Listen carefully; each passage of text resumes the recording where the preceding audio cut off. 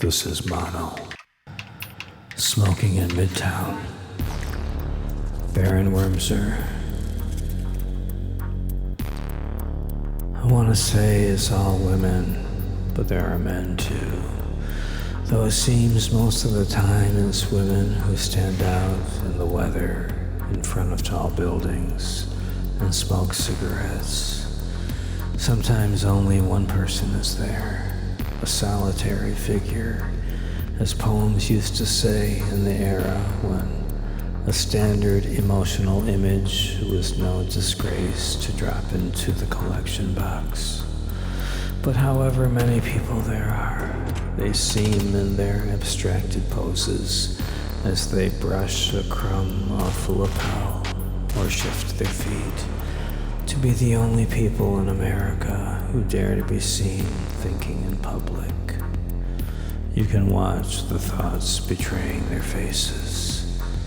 What am I going to say to her? What he said to me. How much the checking account is overdrawn.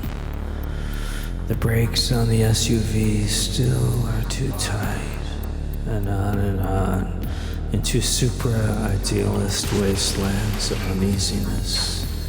To say nothing of random pangs about sex. You couldn't build a building big enough to house all the thoughts of the smokers in Midtown.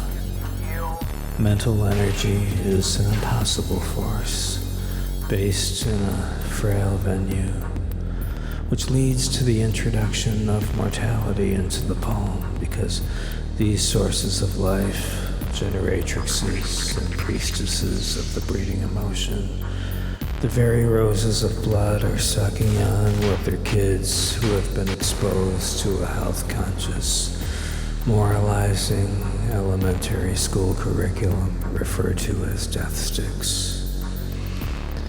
You don't have to have a PhD in sociology to know that women do not get the respect due them, that the buildings and the money that made the buildings were the work of men, who then went home to the little woman, or the dipsomaniac woman, or the angry but not showing it until the guy opens his self-important mouth woman. But smoking is pleasant in this garish, harsh way. The anxious inhale and then blowing the smoke out. That's a semi-sublime second or two right there. Plus there's gossiping if someone familiar is present, or complaining, or talking about what an idiot someone else is. Men and women can both be idiots, it's gender blind. But as I said, a lot of times the smoking is solo, and has an I gotta go down to the street quality, and the woman's hand is shaky. Mental pain is worse than dislocating your finger, or a sinus infection, because it goes on, and setting it right may be another delusion that brings more pain.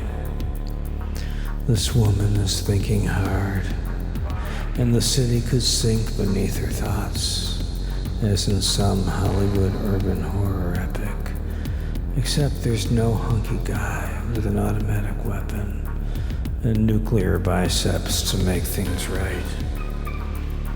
Instead, there is this woman who has on a white blouse with a small but noticeable tomato stain at the waist. The collar of the blouse is frilly, her hair is teased up, medium high.